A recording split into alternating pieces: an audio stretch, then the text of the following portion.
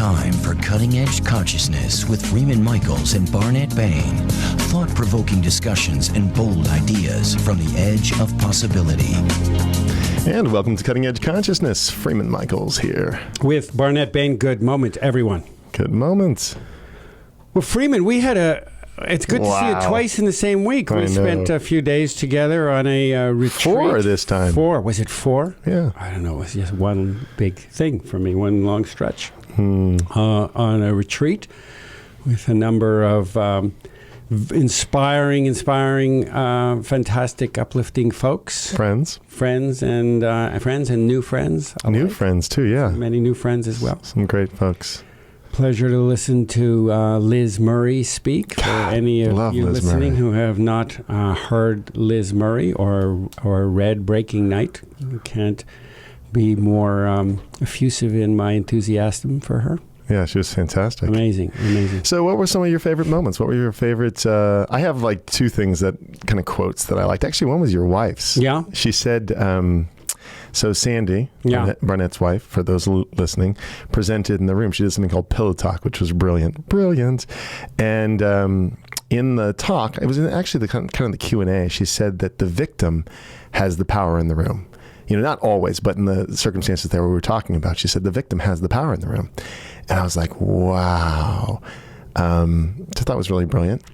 The agency piece is just brilliant too. I mean, we could probably talk about that forever. Just the idea of where I'm self-abandoning to try to win people over. Maybe we'll schedule a show and we talk. We'll talk only to agency. That point. Yeah. We'll schedule a year of shows and talk about agency. It passes for love, right? Over care is more accurate. Yes. But we'll schedule something and talk about agency. Yeah. Well, but was there one like quote or something that grabbed you from the weekend?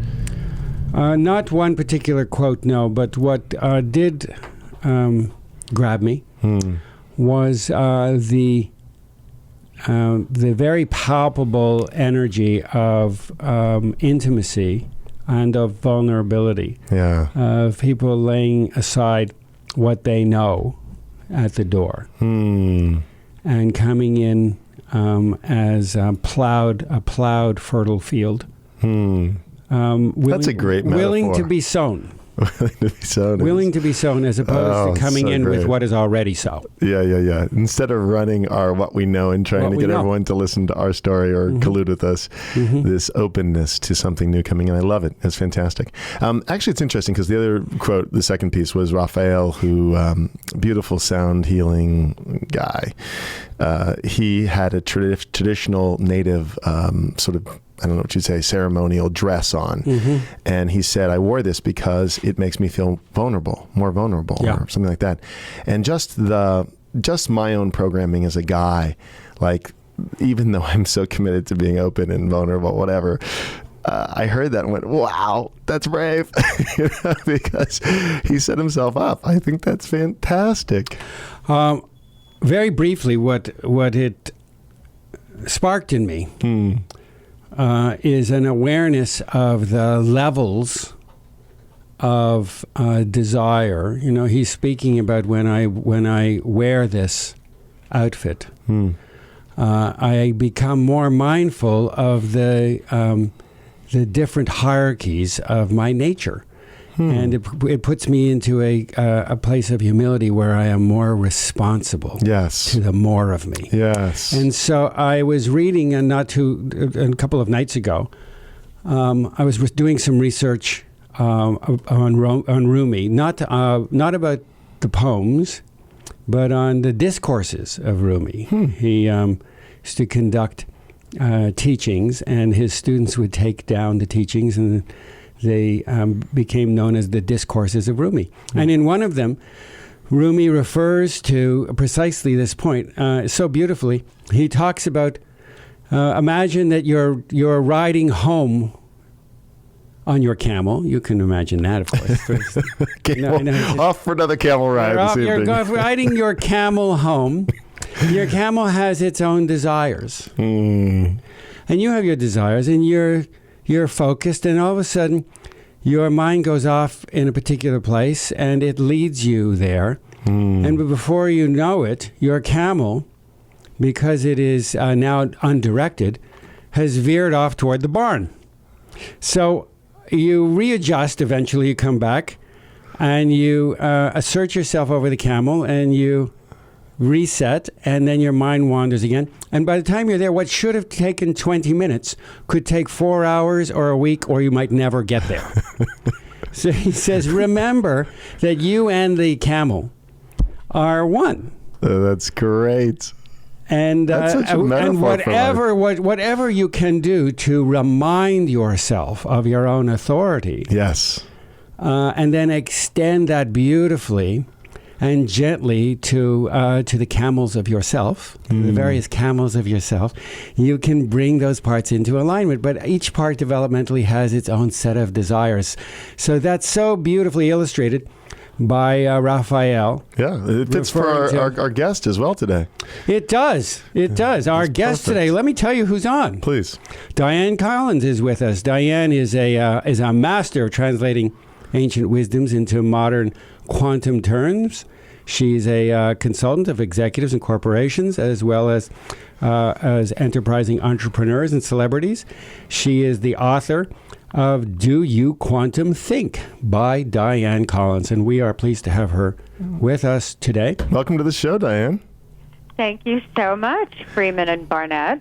I love being with you guys. Yeah, we've got this interesting metaphor of the camel and aligning energetically all these different parts of ourselves so that we're headed in a particular direction versus scattered off into different directions and taking quite a long time to get anywhere, which I think is a perfect setup for the kind of work you do, because your work is about helping people to shift via their thoughts, their experience in the world. That's exactly right. Or as I like to say, the mantra of quantum think, which is an actual system of thinking, is when you master your mind, you master your life. So when I was listening to that Rumi discourse with the camel, I love it. Because it's so easy to have to be chasing after your own mind. And what I realized is that I call my revelation, is that it wasn't just one thought at a time. It wasn't just mindfulness, but because we're in a universe of systems, if you could literally jump systems and start to think from the quantum, and ageless wisdom, matching each other, as you both know, then we could literally take the leap in consciousness and start to be the embodiment of it rather than looking at it and trying to catch up with these principles from our current, what I call the old world view, conditioned perspective. Yes, we're not going to do Old World 2.0. Good, right. It is not a better version of what was. It's something emergent that is entirely virginal. So my question to you is, if we look at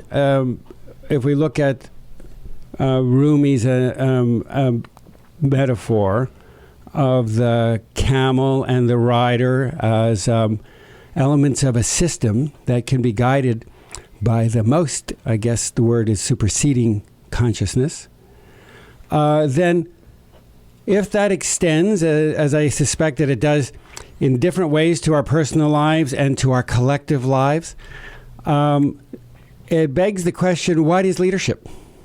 There's the leadership of beating the camel.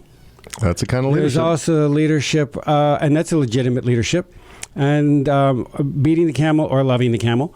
There's also the leadership that comes from being the steward of one's mind, one's thoughts, as well as one's emotions and one's feelings.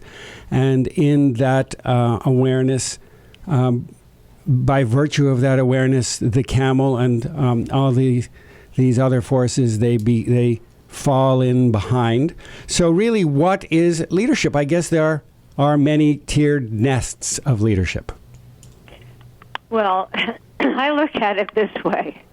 Your mind is your life, and you are not your mind. And that's the paradox. Because when you talk about leadership, I think, let me ask you, do you mean by who's directing the show?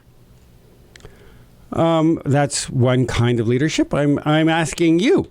I mean, there are all sorts of sorts of ways that we hold. The traditional, conventional wisdom has held it that leadership is the one that is out in front, in charge, that they usually have the answers or issue the directives. I'm looking out into sort of our titans of industry and stuff, and or our political lives, and we have leaders who are supposed to have, if they don't have the answers, they certainly have an authority. So I guess I'm asking us to begin to peel back the certain assumptions that we make about what is effective authority. And if I was Rumi, pounding my way home across the date oasis on my camel, I'd have a very different sense of what leadership is. Well, if you look at it in terms of thinking, okay, so when I use the term mind, your mind is your life, because that's the move. I couldn't help not thinking about movies when I thought of you, but when you look at, whatever's playing on the movie of your mind is giving you your experience. It's shaping your habits of thinking, how you relate to the world, how you relate to leadership. But you are not your mind, because we know we are that pure, unbounded awareness, with that aspect of us which is able to consciously choose. And I think this is where the hang-up is on the leadership, because there is a certain premise of quantum think that's important to the conversation, that if our thinking is shaped by the assumption of the prevailing worldview. So when you look at leadership today, look at, what was that? We know we've made that shift from the industrial age worldview of universe as machine to the quantum worldview, universe as mind. And what I do in my work is look at, how did those assumptions in the background, so you could say, we have the matrix, right, of the collective. We have the matrix of ourselves as individuals and what we're connecting into that makes our reality. And then there's the meta-matrix. The meta-matrix are these background kind of unspoken assumptions. And so I looked at, thinking is shaped by those assumptions without us even knowing it. And thinking is giving rise to the institution. So when you look at that one fact that the 17th century science began with, if we could figure this whole thing out, what it's made of, how it works in a cause and effect way, then we can predict and control nature. And then you look at that and those terminologies that are used actually in corporate life, the command and control kind of thing. And you look at that and you say, how did leadership get generated? Our concept of leadership, the way we relate to the distinction of leadership in that paradigm, in that model, is that command and control. So we're all looking, all right, wait a minute, tell me what to do. And of course we know that that's not the true, deeper nature of reality. The deeper nature, we know, is that a more accurate view of the world and how things work. We're interconnected. We're affecting each other through fields, invisible fields that are multidimensional in nature, that are fields of mind. I like to call it the thoughtosphere for fun.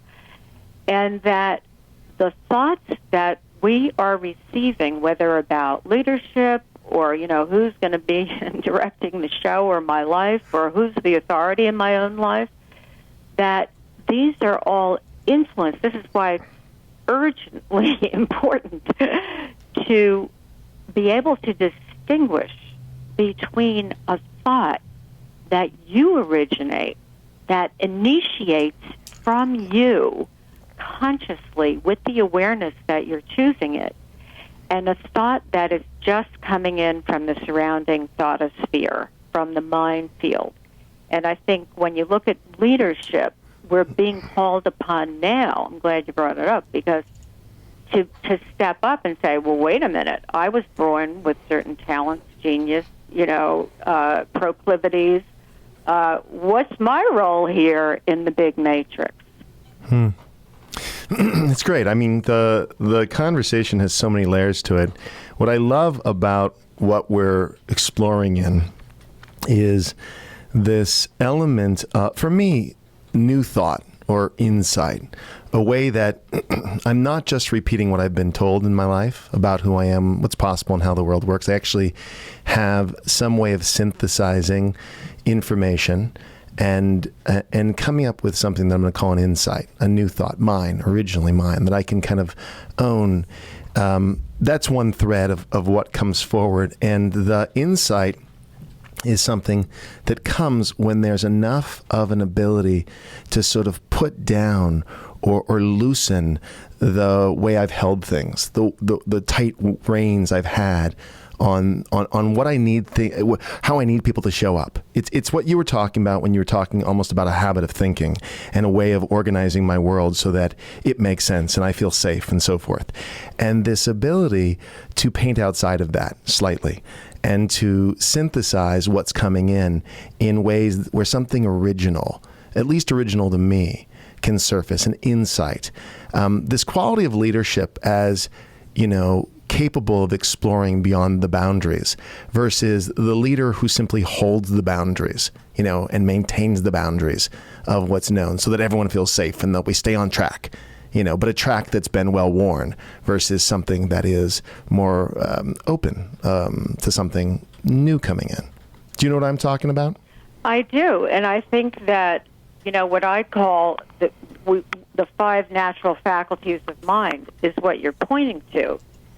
Because if you think of it this way, we're brought up in a mechanical worldview. So as I say, maybe there's nothing wrong with us. Maybe it's just that was a level of our stage of evolution where, in many ways, we became mechanical too. We needed to categorize, sort of get things under control, like you were indicating, Freeman, in that, we still, you want to be grounded, yet be able to go beyond the automaticity of that conditioning. So when you look at, we were brought up in a society that was where the science declared only matter is real. We have not learned about what we know today is generating the reality. The mind field, what I mean by mind is whatever we hold in awareness. So we haven't learned, you're talking about insight, the 5 faculties, I call them intent, intuition, subtle energy, resonance, and meditation, and how to master those. But doesn't it behoove us, if we're living in a mind-based, a consciousness-based world, reality, that we need to be able to connect to that. And, wanted to ask you about something, because I've been listening to your shows, and, great, love the way you think. And a lot of people talk about the subconscious. And I think the subconscious, the idea of the subconscious, I'm, acting that way, or I have, a subpar, version of leadership, or the leaders in our political, social structure as it is now. What's wrong with them? The crisis of leadership idea. And so people tend to blame it on this idea of the subconscious. And this is what I mean by you going beyond that old worldview, because I think the subconscious is an anachronistic term. Because if you look at the nature of mind is non-local. It's not located in space, time, and matter, though the result of it shows up. so when you think of the subconscious, what is that? Maybe we have neuronal connections that become habitual. But my view is that the idea of the subconscious is actually incorrect, because it's a matrix of mind, as Max Planck, father of quantum mechanics, said. You're living in a mind matrix. It's like, where are these thoughts coming from? Where are these ideas or insights coming from? That goes to the matrix. It's like, what are we connecting into? Well, let me jump in on that, because it's very provocative what you're saying. I love it. So let's, for 1 second, lay aside the label, whether we call it the subconscious or we call it the bandwidth of frequency that is beyond our ability to calibrate or to relate to with conscious awareness.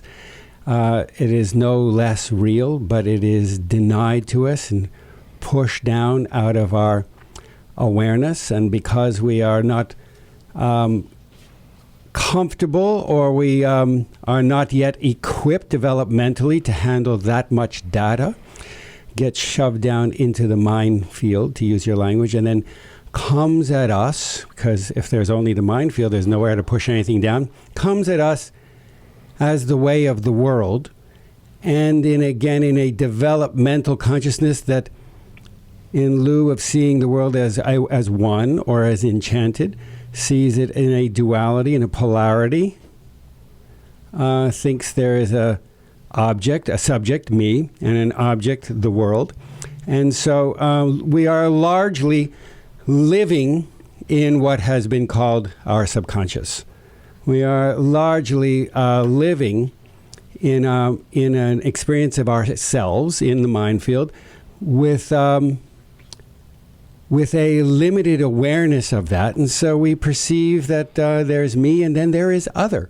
And the degree that is played out is often referred to as the subconscious or the shadow, both light and dark. So many, many labels for this.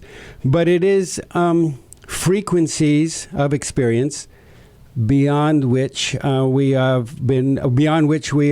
conversant. Although we're adding on more facility, we're adding on more maturity, and we are in many ways consciously moving through what people have called the subconscious. We are becoming conscious inside of what was heretofore unknown to us. We did not see our hand. We did not see, if I was an iceberg, I did not recognize the 7/8 of me below the surface, and increasingly discovering that there is a relationship between what goes on in the world and me. I am not separate and distinct from it. Is that helpful? Well, I think that, except for, it's interesting because when I was about 15, I actually had this vision of what you were talking about in terms of, I saw that our nervous system, right, the whole brainstem, the nervous system, and, how we can only see within a narrow spectrum of vision, hearing. I had this vision about it, what you were talking about, that our nervous system couldn't withstand that much stimuli, so that we have these, transmitters that suppress perceptually, suppress some of the data. But anyway, that's a sideline. But getting to the more important point, I think, when you say, well, we're suppressing it, I think that's part of the old worldview conditioning in our thinking, is that it's not a suppression. It's not a suppression. It's a lack of distinguishing that what you're very importantly saying about this, quote, unity. This diversity in the unity. It's real. In what sense is it real? When people say, we are one, and you're talking about the divisiveness, because if you're brought up in a mindset, think of the meta matrix, right? The mindset that orients us around the physical dimension.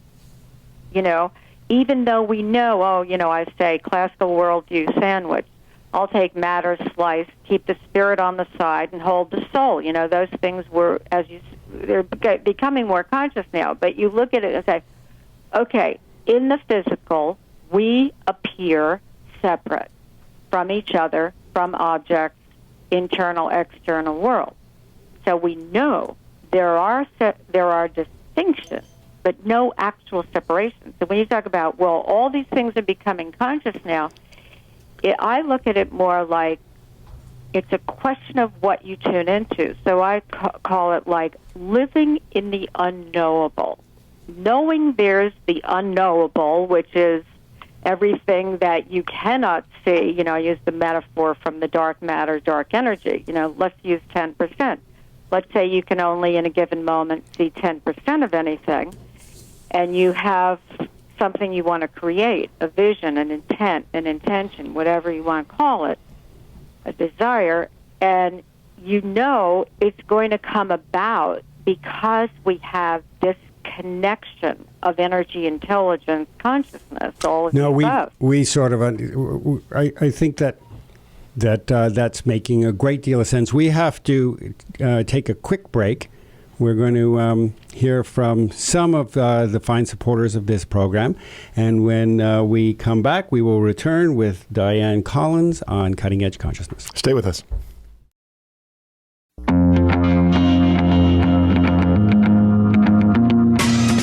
Welcome back to Cutting Edge Consciousness, thought-provoking discussions and bold ideas from the edge of possibility.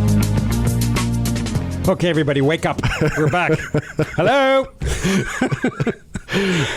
We are back here on Cutting Edge Consciousness. And we're right on the edge, baby. Right on the edge. We're still on the edge. We're here with Dianne Collins and Freeman. You're lit. Well, no, I'm just, look, we bit off a big bite. And so I'm going to try to That is a big bite. I'm going to try to just track back a little, just so we can all start from a place where we can see a little better what we were trying to unwind. We started off talking about leadership. And this is my perspective, from the old model, the leader's job was to keep everything operating within a constrictive matrix that everyone agreed upon and was predictable.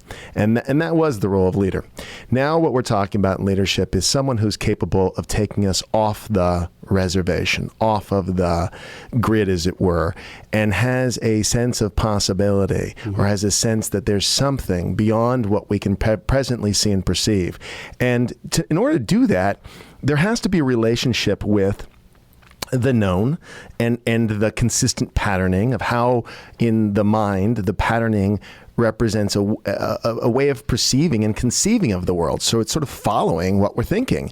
And so then the awareness of that, and then the concept, initially it's just a concept, that there's a way to go off of or jump beyond the leap, Dianne, that you were talking about, where everything as we've known is in a moment different. It doesn't mean that the world doesn't still sort of want to organize back to the known. It does, but there's this space wherein something new can occur. And that's the challenge of our times. That's the challenge of leadership, because so many ways that we've ordered and organized the world don't work anymore, right? We get that there's something beyond the way we've held things, and it's uncharted territory. It's like we're kind of feeling around in the dark. So the leadership comes from having this kind of understanding of quantum think, to use the language, Dianne, that you've been using, which is brilliant language. It's a self-perception where we can kind of put the clutch in on what we've known in favor of something new, right? Absolutely. And, I work with my husband, Alan, and we work with a lot of leaders, you would say, in highly visible positions. And they so get this. They love it because, look, let's face it. We were talking about having fun. Let's have some fun here. If we're here to create, let's, boogie on down with how do we create? And so there's a distinction in quantum think that's called success to mastery. And the practice for it, what it means is what you're pointing to is like, okay, we cannot go on the formulas from the past, even though they were successful. So what I'm saying is success can be a limit as well. Because if we're going into a new time, if we want to restructure our thinking, our institutions, our lives, our amount of fun we can have and magic we can create, then we have to be able to know we've got the reservoir of the past, but not be bound by it. And that's what I think you're talking about is like, let's have some fun. Well, even that. Let's not be stopped. Yeah, and even that, Dianne. So if magic and fun are a new criteria for success, the game changes. That's more of what I'm talking about, right? So in the past, success meant, in the mechanized worldview, meant creating consistencies and creating order and structure so that we could have more control. I mean, that's the whole shift in mindset out of an embracing of mystery into, the age of reason, and the whole mechanized worldview was about control. And it's fine. Developmentally, it was appropriate and it's fine. But the next wave is an integration. Great. There's ways that we can mechanize, and that's okay. We're not making that wrong. But if the new criteria for success is magic and fun, well, the game just changed, didn't it? Absolutely. And, the fundamental quantum, it's there is no fixed way that something is from a quantum worldview, right? Right. There is no is. So it's energy in flux informed by intelligence. Okay, then if there is no reality, the way we used to see it in the old model, like, oh, she is that way, the government is that way, the world is that way. Well, if that's not real, well, what makes anything real? Okay, reality is context dependent. So you just shifted the context. Well, we're doing it together now. That's it. We're creating this in real time. Okay, let's live in the context that, we're having fun. We're creating magic. We know the principles of creation. It's like, the magician makes it look like, wow, but the magician knows the principles. He's got the principles of the magic down, and that's where I think we're at. It's like, let's get the principles of the magic of creation down. And let's shift the context, because the context will shift what is required, in order to fill it out. Well, once upon a time, you took aim at a target, and you were either on the mark or off the mark to the degree that you could hit the target. In a context orientation, it is not the bullseye that you're after. It is the target itself that you're after. If you have had, in order to direct energy... So we shoot the arrow and then we move the target around. Well, that's what we do anyway. But you're right. You're right, but we didn't know that. We were pretty sure that it was fixed. We didn't know that. We didn't know the target was moving. Didn't realize. We didn't realize that that's how we were always operating. Yeah, but look at in movies or TV, which I love, that you're looking at, this is good, because you're looking at POV, right? That's right. Point of view. You shift the point of view, the whole story shifts. So in movies, we have basically there are two primary narrative shots. There's the point of view. That's from behind the eyes. And then there's the crane shot. That's like, when my friend Miguel Ruiz talks about the what is it, the panther and the condor or something? The leopard and the condor. Eagle and the condor. Eagle and the condor. No, right. Those are two birds. One's a bird, So the panther is on the ground looking through the back of its eyes. That's the point of view shot. The eagle is the crane shot, which sets the domain, is the overview. That's the contextual shot. Right, the overview. And if we are not balancing the overview with the behind the eyes, but the magician knows that he or she is as responsible. That doesn't mean that blameworthy, but that they are generative and responsive to the overview as much as they are responsive or responsible for the point of view. Now we have an entirely different alchemy of what it is to be alive. It's a whole new game. That's an entirely different game. So I have a hand in the establishing shot. So my attitude, my expectation, my desires, my passion, my anxiety, my defensiveness, all of these things, my hopefulness, all of these things have impact on the quality of the high shot. That changes everything. And then I get lost. Then I go back and I flip in to the point of view. And heretofore, I got lost in there. I thought that I had nothing to do with the context. Well, this is where the observer effect comes in the quantum world view. This is really the main, this is full circle back to the leadership conversation. Because if you think that I say it very simply, for the young minds, old world view, circumstance rules. New world view, intent rules. So what does that mean? Or the world, there's no distinction between the observer and the observed. Whereas before, we thought there was a distinction. Yes. Like the circumstances out there, they're coming to get us. Well, and the circumstances from the perspective we're talking about just represent the unconscious intent. Because the unconscious intent is just to maintain the status quo, right? Circumstances are a mirror of where we've been. That's right. We operate still in time, so the circumstances are always history. It's a photograph of the kind of martini or the cocktail of energies and frequencies and belief and thought and choice, all mixed up, all that frequency. All that plays out as a resonance that shows up as circumstances. Right. But to participate is in putting your hand consciously in those circumstances. Now you are co-creator of context. And that's where you come with intent. But Go for it. That's the bingo card. What my mission, if I accepted it, actually I popped out of my mother's belly and I went, wait a minute, there must be some mistake. There's a mistake. I got off at the wrong stop here. That's right. That's right. You're not alone in that experience. Go on. Because, you look in the world and you go, wait, there's all this wisdom, 6,000 years or more available at the touch of an iPhone. Then I think, well, how come we're still not living it?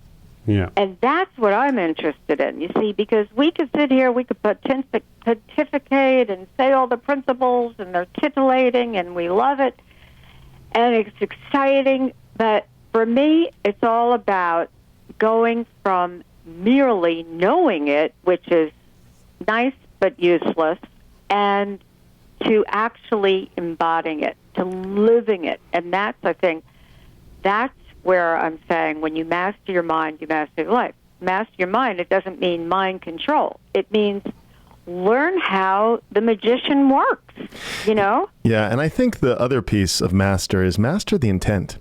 Because this is the whole arrow shooting analogy again. If the intent, and this is my language and my work, but I think it's synonymous, or at least complementary to what you're working with, is if I can clean up my intent so that it's quality driven versus outcome driven. Outcome driven is like where the target is fixed and I'm trying to hit it with the arrow. If I can work out where the shooting of the arrow is the intent and it is a quality driven intent, then the target will move to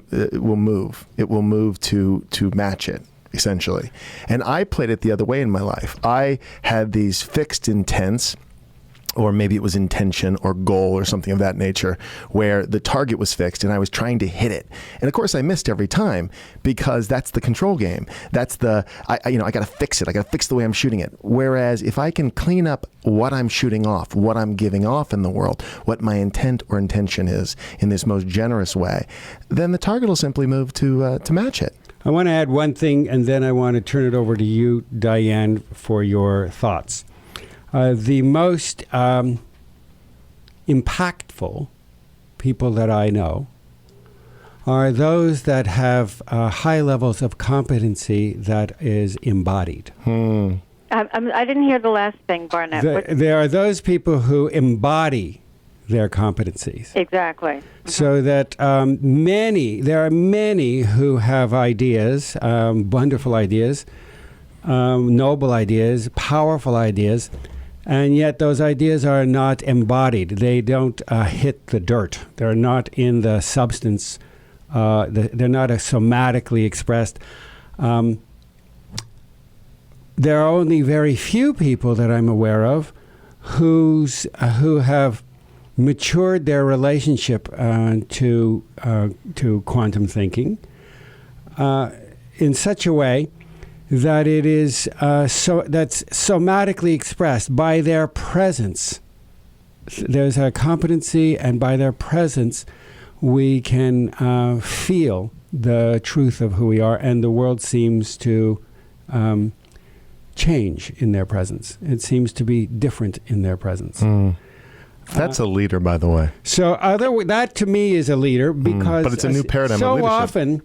I'm asked, and we receive mail. Do you guys is this a regurgitation of things that you've seen, heard, read, or do you come on this program and speak from experience? Now, I speaking for myself, there is a balance. The averages are changing, the percentages are changing, but it has not always been the case that I have balanced my knowing with a sense of personal experience of these knowings. A lot of it has, over the many, many years that I have dedicated myself to exploring these things, the exploration has not always been embodied. So with that, I want to toss it to you, and I want to hear your final thoughts on this. Okay. Well, this is why I, quote, invented, let's say it came through me, got tapped on the shoulder. Okay, let's get this out. The system is paramount, because if, it's like a vortex. So if you look at, well, wait a minute, all these principles, and my dear friend and mentor, Dr. Fred Alan Wolf, I'm sure you know him, that he says, what if 99.9% of what you ever believed about the nature of reality was wrong? So, okay, wait a minute. Then what are the new principles? The new science, has disproven the old. So you look at it and say, how are we going to embody this? It's not going to be one step at a time. And you're so right. You go, when you are in the presence of an elevated being, right, of a self-realized being, I mean, it's a field. And you're connecting into that frequency range. So for me, it's like, what's leadership now? It's for all of us to, as I heard from Humboldtsman, the keeper of the mind, he once said, time for all of us to become shamans. So when you look at, you can change your point of view. If you look from the principles that comprise the new world view, this emerging new consciousness that's really ancient and new at the same time, and you look from it rather than at it, trying to get there, that's the leap. That's the integration. That's a great distinction. That I kind of want to pause here for a moment, that we looked at enlightenment as something we were achieving versus something we are. Right? That we may not know entirely how that looks or feels or whatever, but you shifted perception or perspective entirely, as opposed to something we're trying. Again, this is the target analogy for me. It's instead of, trying to fix on the target and change us, we're fine. The target changes. What we're looking for in our lives changes. And so then the whole game changes. Exactly. Because, like what you were saying before about intent, that I make a distinction between intent and intention. Intention being the target, and intent in the more shamanic sense of the activation of a probability wave field. So the activation of the energy intelligence field. So that when you create an intent or live from intent, which is a context, as you know, in the present, omnipresent tense, that what you're doing is, it's because of the nature of reality and mind and how it works in resonant fields, you are attracting many results, not one end target. So when I hear people and who are, I don't want to mention any names, but I mean like the wisest among us, let's say, and they say, well, we're going, we're on the verge of, a great shift. I cringe, honestly, because that is the nature of mind. And getting back again, learning the tricks of the magician, the nature of mind is that as long as you think it's not here yet, I think that's what you're both talking about. Exactly. As long as you think it's not here, you'll be striving forever. Exactly. Yeah, there's no end to the striving. It's amazing. Like one of my great teachers, Swami Muktananda, who was passed on, the former head of the Siddha Yoga tradition, he says, you don't, exactly what you're saying. You don't have to search for God. Save your car fare. You're there already. And so then what are these, what are the austerities for? What are the principles of yoga for? Is the practices, rather, is that it's to clear away what's in the way of your experience of it. Hang on one second. I'm so sorry. I got to check in with my producer. We blew through a commercial, I know. We're at the end, right? Oh, no, we're good. All right, so we're going to roll on. I'm sorry. I got completely lost because we blew through a commercial that I now need to figure out where we're at. Go on. Continue, Dianne. We will pay for that. Yeah. Oh, dear. We'll be okay. Don't worry about it. We've earned it. So wait a minute. That's not good. Where are we? yeah. Every once in a while, we get into a conversation. We're all into I it. know. We lose track of we're on radio. Who knows? But like this, a merging, a melding of the minds. Yeah. But this sense that buy soap powder. Okay, we're covered. That there is but we've actually kind of talked about this on the show. This whole energy of seeker. And when do you ever become a finder? Well, in that mindset, you don't. And this is the exact shift where when we have a sense that there is, it's such a glorious sense that of our own depth and possibility, then it's really just an uncovering versus some kind of crazy striving, right? Exactly. And then it's using the tools of consciousness, if I could call it that, right? And Beautiful. then it's like, okay, what is my intent here? Or, you wake up and you're in your, what I call these automatic, I blame it on the old worldview, the industrial age, mechanical worldview. I call it least action pathways. Which are just habits, right? Yeah, the way the energy goes because it's been that route before. And when I say all the time, I try to free ourselves from this, is that, we go, the old worldview, it taught us to analyze. That's great. We're good at all that linear analysis, where does this come from? It's cause and effect, but that's not the dynamic of the quantum age, right? The quantum field effects. But anyway, so you're saying, well, if a thought, people say, oh, spirit spoke to me. Okay. Well, if spirit can speak to you, then we're in these fields, and we are picking up intel from the surrounding mind field. And so you don't have to own every thought that happens to come into your mind field or that you're connecting into because of your neuronal, whatever, past space. Because so it's like this.